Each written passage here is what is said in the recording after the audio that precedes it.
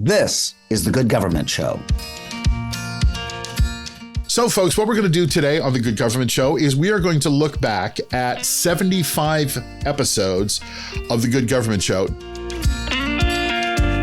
The impetus for this show was and is to provide a balance to the constant negative coverage that government and government stories get.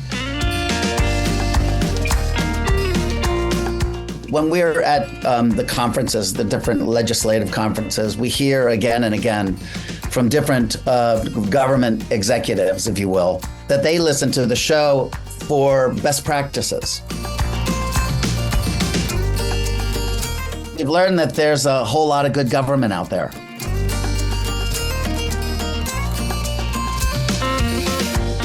Welcome to The Good Government Show. I'm your host, Dave Martin. And on this episode of The Good Government Show, well, I have a very, very special guest. And I have to say that because, well, he's my partner. So welcome, if you would, the co-executive producer to The Good Government Show, my partner and friend, David Snyder. David, welcome to this side of The Good Government Show. Thank you very much, David. It's a pleasure to, well, maybe it's a pleasure. You know, I'm shy, so I don't normally come on to the mic. You know, I'm the guy behind the scenes, but when you're yelling at me, you're not shy. It's pleasurable. Okay. All right. When you're yelling at me, you're not shy. So good for you. So, folks, what we're going to do today on The Good Government Show is we are going to look back at 75 episodes of The Good Government Show. David, how did we get here? Well, that's a great question. It was a long gestation from our point of view. We started a couple of years ago in a relationship with the National Association of Counties. Yes, we did. And we have been recording interviews with counties ever since. I will say, though, the impetus for this show was and is to provide a balance to the constant negative coverage that government and government stories get. If you polled people around the country about the effectiveness of their government, I think they'd probably come up with a negative number, right? Like right. They would, by and large, come back with, oh, man, it is not working. Well, and the reason they feel that is because all of the news that they get is about the bad stuff. Right. And so we set out on a mission to right that wrong, because conversations with the county government people, the folks, the commissioners, the workers, we found that easily 90% of the government functioning works beautifully and invisibly. Right. Like nobody notices it because nothing's going wrong, right? They only notice the stuff that's going wrong. Anyway, that's the antidote. Like we wanted to be an antidote. Yeah, and one of the first stories we did was the R3 program in Berks County, Pennsylvania. Our friend Christian Lineback told us about this. And these two women who were in charge of jail alternatives for people who got arrested, you know, they just sat down at their desk one day and they said, this isn't working. What are we doing wrong here? What are we doing wrong here? And they sort of looked at what they were doing and they came up with a program. And what they did is they taught people not just a new job, but how to work. And they put them through an extensive program. It wasn't just a 1-week program. They put them through an extensive program where they learned the construction trade. But they learned how to work. They learned that you have to take your lunch to work. They learned that you have to wear shoes. They learned that you have to open a checking account.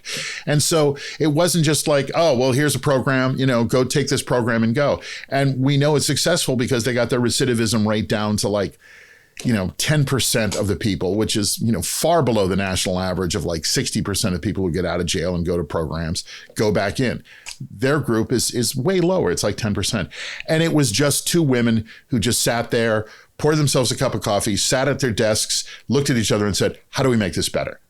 They don't make the papers. And by the way, it's that should be front page news, right. The Reading, Pennsylvania recidivism rate is at 10%. Yes. Right. But it's buried somewhere in the back. And so that's why we exist. Yeah. And they didn't make the front page of the papers. They didn't make the local news. They didn't get a big bonus. They're not running for office. They're just two women who work in government who said, how do we make this better? How do we fix this? So 75 episodes in, I've learned a few things. I've been impressed by a few things. I hope you have too. And okay, now I'm the host. I'm turning it over to you. So welcome, please, your host for today's show, David Snyder. I'm not even going to pretend to be the host, but I will say, David, as we look back from this point at 75, and by the way, we're going, we're going forward on this. But what is your favorite? Like out of 75 episodes, what is the thing that rang your bell the loudest? There are so many things that have just struck me, and I could just go on for the next half hour and talk about these, but I'll try not to. One of my favorite guests was Oz Nesbitt, and he's a county commissioner. He's president of the county commission in Rockdale County, Georgia, and that's Augusta, Georgia. And he told me about the 3 E's. Are you ready? He said, emotions, egos, and entitlement. You have to avoid those 3 ugly E's: emotions, ego, and entitlement. He repeated it several times, and he said, if you don't, you're going to jail. So I just, I've actually listened to that show a couple of times, and I've gotten to know Oz Nesbitt a little bit better over the years. But, he's right. If you're a politician and or an elected official and you let your emotions or your ego or your sense of entitlement get in the way, you're not going to do your job. So that's number one. And also, people will not like you. Yeah. Right. And so it's such an interesting thing because it is life-changing advice. It applies to everything. Or if you're a politician, he said, you'll wind up in jail. So that's one of the ones that stand out, but there's so many others. So I'll let you fire away with the next question. Well, I would then think that he would be what you would consider at the top of the list of, favorites. Sure, absolutely. Favorite guest. Yeah. One of the things that we've talked about recently that I was really excited about, or really interested in hearing about, one of the things, news items is immigration. What are we doing about the immigration? You hear lots of stories. You see things on TV about, there are some people who have denigrated, these folks, who are coming into the country. David Stout is in El Paso, Texas. He is a county commissioner there, and he is he's bilingual. He said, don't forget, these are people. At the end of the day, they're people, and they've literally walked through hell on earth to get here. Many of them, most of them, all the people I talked to, and he said, what you're seeing on television is not what I'm seeing in El Paso. I go to our. By the way, though, that was a very similar hit from Todd Gloria in San Diego. Absolutely. And so I found it interesting that when we are talking to border town, border city, border county executives, they're seeing a very different picture than what we are seeing here in the Northeast, for example, on the news. Right, absolutely. And that's why I wanted to talk to him, and that's what I found so interesting. Yeah, Todd Gloria, the mayor of San Diego, David Stout in El Paso, Manny Ruiz, who's a county supervisor in Santa Cruz, Arizona. That's Nogales. That is a city literally cut in half by the border. And he says, yeah, we could be doing better. Yeah, there's other things we could be doing. Maddie Parker from Fort Worth, Texas, she's not on the border, but she's in Texas. They all sort of said the same thing. This hysteria over immigrants is not what we're seeing at the border. Yeah, we could do better. Yeah, we can always do better. Yeah, there's things we could do. I mean, Manny Ruiz is a great example. He is a first generation, Mexican American. His father came to the country and built houses. He actually lives in a house his dad built, but he's like, no, we're not overrun. It's not a problem. There are, and, again, these border towns, they all said, oh no, I go over to Mexico for lunch. I went the other night for dinner. Unfortunately, with the way things are now, it's not that easy, but you got the impression talking to these guys that living on the border has lots of advantages. You go back and forth, you go over for lunch, you go over for dinner, you go to the beach down in out in San Diego and Rosarita.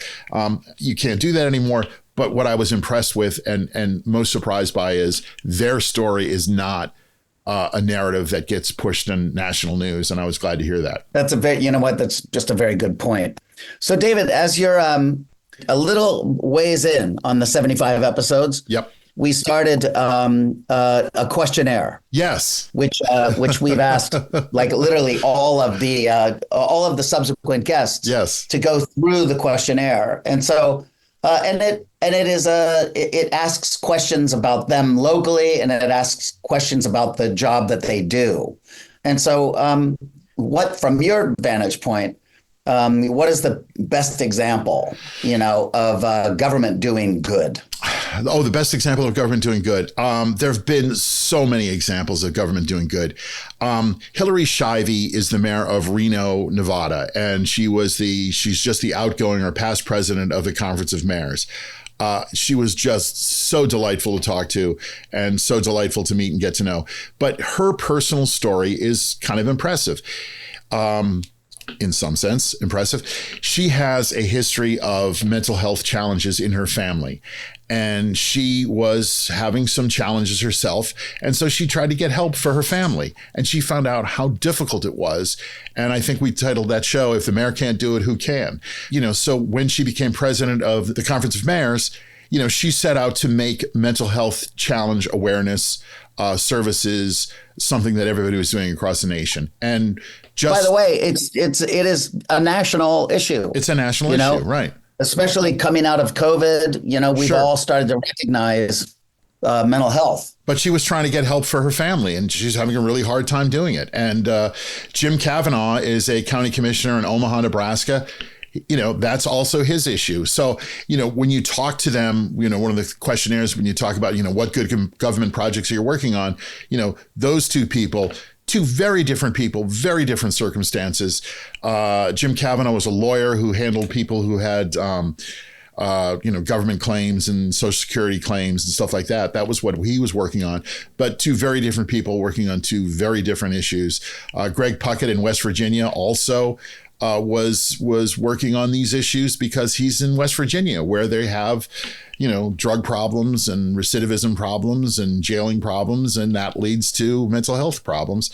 And so, those were good government stories that I was excited about. David, when we're at the different legislative conferences, we hear again and again from different government executives, if you will, that they listen to the show for best practices, right? They like Greg Puckett in West Virginia, or wouldn't necessarily know what's going on in Reno, Nevada, right? Right. But the ideas that she's implementing are pretty interesting, right? And so he gets, he's able to get a tailwind from, that information, by listening to the show. And so, tell me, when you are reflecting on, what would be a great example.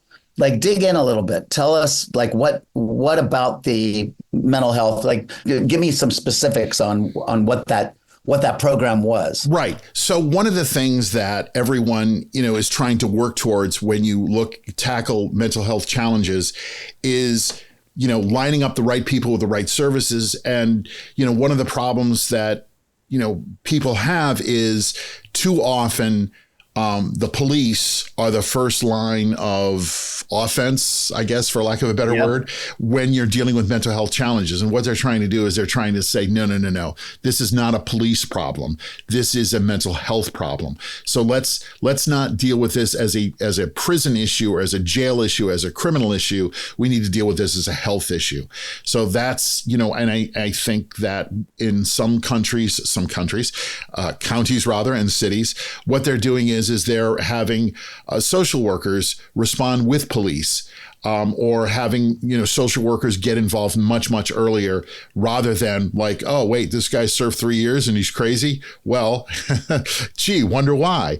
Let's attack this problem early on. That's one of the big specifics that I took away from some of the ways that they're challenging, mental health problems. Yeah. And, sort of on topic, but sort of off topic. We went to Boone County, West Virginia, where Appalachian Botanical is a company that started to beautify and improve on former mining sites. In brief, when you remove the top of a mountain, you take the coal out. And when the coal is all out, then you have to either put the mountain back or make it better than it was. At Appalachian Botanical, what they did was they turned the Ravencrest mine in Boone County, West Virginia, into a lavender farm. And what they're doing there is it's a second chance job company so that people who've been to jail, who've been to rehab, can get a job and work at a job. And mostly they have social services there. So if they see if someone doesn't show up for work 2 or 3 days, or shows up for work and is not quite ready to work, they sit down with them. What's going on? What's the problem? Let's get you in. Let's get someone over here. Let's get someone to talk to. And they've been very successful in several ways. They have turned a former mine site into a lavender farm. They have put some 200 people to work, of which about 75 have stayed working and have been effective and have done a good job and have gone on to other places, which is great. But they've also expanded. They start with just, lavender oil and lavender creams. And now they've got a whole line of, I think, 25 products that are all lavender based. Huge success story. And I get to talk to Gail Manchin about that, my friend in West Virginia. And she is on the Appalachian Rural Commission, and she and they are doing a great job in keeping their eye on what's going on in Appalachia. So, David, you're from Brooklyn, New York. I live in Brooklyn, New York, yes. So can you explain the crush that you have on West Virginia? Yes, I can. I never would have imagined going to West Virginia. It's like, who wants to go to West Virginia? Why would I want to go there? You see those pictures of rural Appalachia, of, all the images you have of Appalachia. And I went there and I met some really incredible people. And what they're doing in West Virginia is they are trying very, very hard to get off a coal economy, because that was the state. And they've come up with different plans and different programs. They've come up with alternatives. There are people in there that are trying to make a difference, like Appalachian Botanical. McDowell County is the city of Welch. Once a very, very prosperous city of 100,000 people, I think, and now they're down to like 20,000 people. My numbers They are had the first municipal parking lot in Welch. Yes. Well, here's why. Because people would come into the city of Welch, and it's sort of it's up in the Appalachian Mountains, and there's no flat land. So they had to build a parking lot, because every Friday all the mines paid, and every Saturday people had to come in to do their shopping, to get their haircut, to buy a new pair of shoes, to buy a new pair of pants, and to see everybody and cash their check and all that stuff. And there was no place to park. A guy said to me, "David, you don't understand. When I was a kid, right here in downtown Welch where you're standing, you couldn't walk. It was crowded. There was just people everywhere." So they had to build a municipal parking lot. But I got to go to Welch, and I got to meet the folks in Welch. I've been up in the hollers. I've been driving around town. I've met folks. I got to go to the Greenbrier in Greenbrier, West Virginia, one of the most beautiful American resorts in the country. Fantastic place, fantastic people. Tammy Tincher is a county commissioner there. She is a friend of the podcast and a friend of mine. Just great. And I think I mentioned before, Greg Puckett in Mercer County. They've got a program now where they are, in brief, when the coal jobs go, the people who lived in the company towns had houses. But when there's no coal jobs, there's no reason to be in the town. And many of them just left. And so they left houses that are abandoned, and nobody's paying attention to them. Nobody's taking care of them. They become dilapidated. Bad elements move in, including animals and vermin, and they become garbage dumps and eyesores. And I've seen a lot of these. And what Greg Puckett is doing is he's got a program where they are tearing down 2 or 3 houses at a time, clearing out the people that shouldn't be there, many of them getting into services, getting rid of the garbage dumps, getting rid of the vermin shelters, and, cleaning them up, 2 or 3 houses at a time. That's a story to go back to West Virginia for and get on ATV. And I didn't mention, and I have to, I went to almost all of the Hatfield and McCoy feud sites. That's a little. That was my next question. Oh, sorry. Yeah, I read a little too much about it, and I was in West Virginia. I was like, well, I got to go down to the Tug Fork River, and I got to see this place. And I met one of the Hatfield descendants who's got a little museum there, and Sarah Ann on the Devil Anse Hatfield's last homestead. He's built a little museum there. And I went to Randall McCoy's house where on New Year's Eve, a bunch of Hatfields came in and shot up a bunch of McCoys. And the guy who owned the house there walked over to me and said, did you park your car in my driveway? I said, yeah. And he goes, well, that's my driveway. I said, oh, I'm really sorry. Let me move it. He goes, nah, come on over and talk. And I was with the guy for like 2 hours. It was fascinating. We walked around and he goes, oh, look, if you want to get a shovel, you can probably dig up some bullets from the feud. And I'm like, no, I'm good. But that is amazing. The well is still there that Randall McCoy built, and the homestead's still there. And he said, they were standing here, and they were standing there, and it was fascinating. So yes, that's my fascination with West Virginia. Let's move on to other states. And you driving in with New York plates. Yes. I will tell you this story.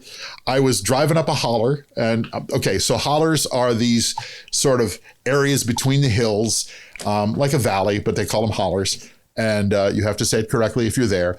And there was this one place, and they were talking about in McDowell County they would need more teachers. They have a huge teacher shortage, so they had a program where they would give scholarships to high school kids to go to college and come back and be teachers. They built an apartment house for them, so they're making progress in McDowell County. But they said, oh, yeah, we've had teachers that have come in and they sort of live in the hollers and they don't last long. And I went, well, let's drive up a holler. And I drove up a holler and every other house was abandoned. So one house was someone lived in, one house was abandoned, one house was a converted trailer. That's up and down the holler. And in my Subaru Outback with New York plates, I drove up the holler. And then as I drove back, there were people standing up looking at me with their heads going like following the car. Like, who is this guy and what's he doing?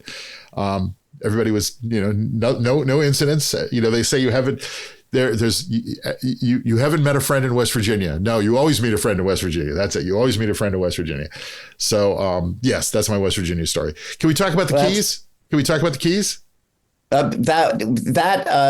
Since you have lived there and went to school in Florida, I understand that crush, but you are emphatic about covering the Keys. Well, here's why. In Monroe County specifically. Right. And the Florida Keys is one of my favorite places on the planet. Yes, I spent a lot of time down there, a lot of time in both Isla Mirada and Key West. I've been fishing out there. I've been diving out there. I've been snorkeling out there. I've spent afternoons and hours. But what's one of the problems, the Keys is a very fragile ecosystem and it's at sea level. And one of the reasons, one of the many problems they had is back in the 50s and 60s, they wanted more waterfront property for all these houses for people who were coming down from South Florida and wanted a summer house or a winter house, or, Yankees from up north wanted a winter house down in the Keys. And they didn't think about water flow. And as a result of that, many of the canals, I think there's 1,000 canals, became stagnant, and the water was there just was horrible. And that people were telling me in Key Largo they could not sit in their backyard because the smell was so horrible. And they've come up with a program to clean that up. Monroe County is really leading the way in water flow challenges and how to overcome them. And it's just beautiful, and they're doing a great job. They're cleaning up 3 or 4 canals a year. They've got a long way to go, and now the other issue they're dealing with down there is the sea rise. They get these king tides, and water floods the street. I was talking to this one person who lives on the end of a street. It's a beautiful property, but to get there, sometimes they have to drive through 1, 2, 3 feet of water, crocodiles, fish, in the street where they're supposed to be. And, there's lots of challenges with cleaning that up, but they do have people that are working on it, and it's the Florida Keys, and it's just beautiful. Well, and there's a center of excellence like Rhonda Haag and that team. They are, they are top of class in water management. Yes, they are. Yeah, they've done. They are working on things, and they're creating solutions to problems that nobody ever thought about before. And that's my infatuation with the Keys. All right. So David, yes, tell me what you've learned from the questionnaire. Get involved. That's issue number 1. When I ask people, the question I ask is, if people don't like what they're seeing, what should they do? And everybody's answer pretty much universally up and down is get involved. And it can take you can take it at any level you want. You want to run for office, run for office. You want to be a poll worker. I've done that. Do that. You want to just show up at meetings. Be involved, do things that will help. Don't just sit back and complain, do something. Every city, every county, every state has some kind of board. They have school boards, and they have zoning boards, and they have athletic departments and parks department advisory councils, anything. If you're a big baseball guy and you want to build more baseball fields, then go to a parks department meeting, go there, volunteer. That's one of the things that they said, get involved. I love that. And then what have you noticed about, when you ask the question, who's your political hero? Oh, political heroes. There have been some surprises in those answers.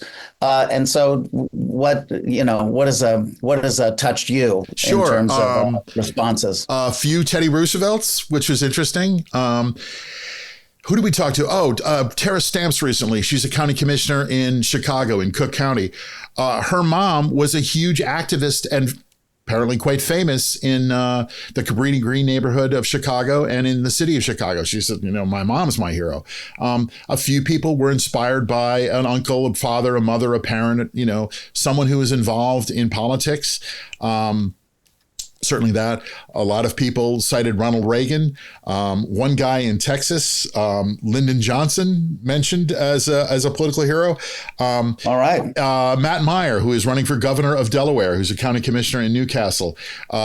He cited this, who was it? It was, I think it was a president of a small African nation who drove around in a Volkswagen and would just stop at bus stops and park his car and get out and go, hey, how we doing? How's everybody thinking? So there are people on the local level that have inspired folks to get involved, and there are people, nationally that have inspired people to get involved. So that's a fun question because you never know what the answer is going to be. Well, exactly. And then when you were interviewing Jaron Brandon from Tuolumne County. Yep, that's the heart of gold country. He's one of the youngest people that we've interviewed. Yep. Yeah, and his hero. I don't remember who his hero was. I can't remember. His hero was Jon Stewart. Oh, right. Jon Stewart of The Daily Show. Thank you for remembering. Yeah. And, you talk about younger guys. I talked to Justin Bibb, who is the mayor of Cleveland, 35 years old, elected mayor. He is working to transform Cleveland. It's one of the old Rust Belt cities that's got challenges. But, Cleveland is, according to him, it's coming around. He created something called the 15-minute city, where within 15 minutes, you can walk to a park, to green space, you can walk to work, you can walk to a store, you can walk to entertainment. So, that's what's going on in Cleveland. That's another young guy. I love talking to young folks because they're inspired. And, you talk about getting involved and you talk about Jaron Brandon. He moved back to his town after living, I think, in San Francisco. And one of the problems he found was there was no place to live. There was a housing problem. So he became a county commissioner, or I think it's county supervisor in California, so that he could work on the housing problem. So, David, we have time for one more question. Yes, I have way more answers. Go ahead. I know. I've learned a lot in 75 episodes. Right. What's coming up as we're approaching 100 episodes? 100 episodes. Sure. Wow. Okay. 100 episodes. Brad Kavanaugh is the mayor of Dubuque, Iowa. I met him at the Conference of Mayors. Interestingly, one of the questions I ask is, if I'm coming to your town, what are we having? What are we eating? What's the local dish? They have something called a stuffing sandwich, which apparently is, Thanksgiving stuffing between bread. I don't know what that is, but bread and bread. But anyway, we're going to talk with Brad Kavanaugh. He is in Dubuque, as I said, which is on the Mississippi River. They call Dubuque the masterpiece on the Mississippi. We do have an update on the Key West water canal situation. They are certainly making progress. The new president of the Conference of Mayors is Andy Ginther. He's from Columbus, Ohio. We'll be talking with him. I have talked to, going back, Mary Jo McGuire, and James was the outgoing president of NACo, the National Association of Counties, and James Gore is the incoming president. He's also a vintner, so we talked about wine. So go back and listen to that show. You also talked about steak. Yes. You talked about a lot of food. Yes, but he's also, because he's in Sonoma, California, he is on the front line of the wildfire situation, and he is becoming somewhat of an expert in how to fight fires and how to prepare for fires. So we talked with him about that. What else is coming up? Oh, Cindy Axney. I think that's coming up very soon, or will be released soon. She is an undersecretary with the Department of Agriculture, And what I thought was fascinating about that talk was all the things that they work on in agriculture you didn't think of. You think it's just farming. Well, they're working on renewable energy. They're working on housing projects. They're working on one of the things they are working on is having summer food programs for kids in schools. So that was really interesting just because of the wide depth of things that they talk about that I didn't know about. I got to mention one more thing. Back in West Virginia, Rick Hanley is a county commissioner in Mason, West Virginia, and we talked about the Mothman. Do you remember the Mothman? Yes. Supposedly near a ordnance factory, there is a Mothman. He's green-eyed. There's a phantom that people claim to have seen. Anyway, there's a Mothman statue in downtown Mason, West Virginia. I'm driving through just to check out the Mothman statue. All right, David. Yes, so David. I'm coming into Brooklyn, New York. Okay. What are we going to eat? Well, as you know from our conversation with former Mayor Bill de Blasio, DeFaro's Pizza is the place to go. There's Giuliano's Pizza right downtown, right under the Brooklyn Bridge. And right around the corner from me, luckily, is Dinosaur Barbecue. It is an outpost of the Syracuse, New York Dinosaur Barbecue. But that's right. That is you can walk to that from my house. And hey, it's Brooklyn. We have Italian food. We got everything here. Whatever you want, we got right here in Brooklyn. So anytime you want to come, we can start with pizza. We can have a little barbecue. We got stuff. By the way, I'll come for pizza first, okay. and I'll be seeing you soon. Yes, I'm sure you will be. Hey, this has been an incredible journey. What I'm most impressed with in 75 episodes is just how hard so many people work every day. You know, most of these people, you know, they're not in it for the fame. They're not in it for the glory. They're not, you know, Hillary Shivey in Reno. She's not there to make headlines. She's there to get the work done. She wants to make people's lives better. She wants to make sure that people have access to better, you know, healthcare and better mental health care. You know, same with Jim Kavanaugh. Jim doesn't need this job. He was a successful lawyer, but he wanted to help. He wanted to make a difference. You know, he wanted to do things better. I've joked a couple of times with a couple of different people, you know, what are you running for next? What are you running for next? And half of them go like, nothing. This is it. I'm not, this is where I want to be. I'm fulfilled. Yeah. And, a lot of people just say, no, this is my focus right here is my town, my city, my county, making things happen, making things better. These aren't people who are like, Greg Puckett. This guy drives all over the country. He drives all over the country from West Virginia because he wants to make West Virginia better. He wants to do everything he can to improve things that are happening in West Virginia. He's not running for president. He's not running for governor, right. That kind of thing. That's what's blown me away. And, the heroes that people have and the folks that people look up to and the pride they have in their hometown, just, I hope people listen to the show and they take away the idea that these people who work in government do a really good job and they really try hard and they don't always succeed. Government's not perfect. One of the questions I ask people is, what would you, as a political insider, as a government insider, what would you like people to know about government? And their answers are, some of them, hilarious. Government's slow. We don't always get it right. We don't always do the right thing. There's way too many people to talk to. We don't control all the money. Just because, you want a new park doesn't mean we can give you a new park. Just because we have, a budget doesn't mean we can have to spend it all. So it's kind of funny. And that's, I think, one of my favorite questions is, what would you like people to know about government? But they're all good. And, half the time people kind of look at me and go, ooh, that's a good question. And I think one of the things I love about the questionnaire is most of these people are responding to the media and interviews for the crisis of the day, the crisis of the moment. What about this? Why didn't you do that? Why did that happen? Why did this happen? Why'd you mess this up? Why is that messed up? And this gives them a chance to really think about what do I think about government? What do I think about? Yeah. What is my definition of good government? Yeah. What does inspire me to do this job each day? What are the things that I'd like people to know about government? And then the last question is, tell me about a good government project that you're working on. And they all get excited. They go, oh, yeah, I didn't tell you about this one. So that's this is what gets me out of bed. Right, exactly. So All those things I think have been really impressive and really fun, and I've certainly enjoyed it. And I just want to say two things. We would not be here were it not for two people that we haven't mentioned. One is Christian Lineback, our county commissioner in Berks County, who inspired us to put this idea in our heads. And we have not even talked about our other partner in this venture, Jim Ludlow, who is the guy that our hero. He is the guy that pulled you in, and then you pulled me in, and the three of us have been partners for 5 years. And we would not be here without both of those two guys. So thanks to them, we have a good government show. Yeah, for sure. David, are you having fun? Totally having fun, but we have to stop now. Yes, we do. But I'm going to ask you one question before we go. If you had to listen to one show over again, which one would it be? I loved Matt Chase, who was the chairman director of NACo. He's the executive director of the National Association of Counties, right? Yeah, and I think I watched him respond to the questions, and then you were like, it was during an election, and here we are in the middle of another one. Right.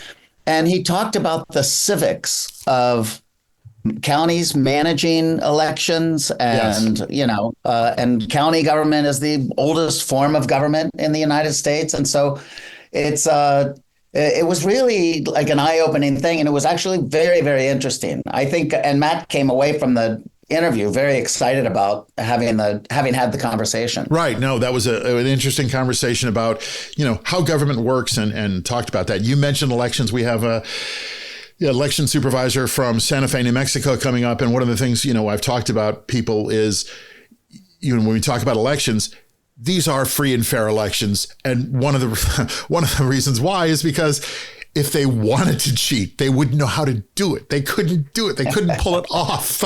No, we have enough trouble managing these as we do. David, I'm going to leave it right there. We will come back and talk more after 100th episode. Thank you for doing this. It has been a celebration of 75 episodes. We didn't know we'd get through a first season. So we did our first 12 and went, well, we did okay. And then we came back for 12 more and went, oh, we did okay. And then it's because we've learned that there's a whole lot of good government out there. There's a whole lot of good government out there. There's a whole lot. I mean, I have files and files of stories that we haven't even aired. And there's so many people that we want to talk to. And I'm looking forward to doing more of those. So David, I will see you after 100th episode. Thank you for joining us. This is The Good Government Show. You say it. This is The Good Government Show. Perfect. Thank you. You have the job. Thanks, folks. Thanks for listening. Keep listening. More episodes to come. This is 75. We've got at least another 75 in us. We will talk again. Thanks for listening.